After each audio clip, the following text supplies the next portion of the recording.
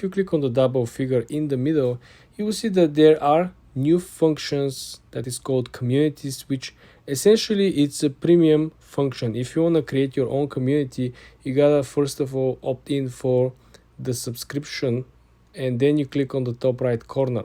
You will see that only premium verified subscribers can create the communities.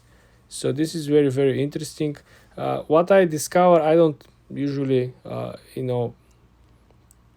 interact with communities, but when you simply go on the communities and when you try to search or look inside some of these communities, you see that there are a lot of things, a lot of information. As you can see over here, very dangerous. You see a lot of bots are promoting stuff.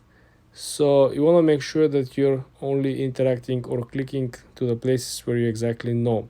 If you don't want to see that, there is a special option. You go where you see the three dots next to the discover and communities, and you can simply click see less of this.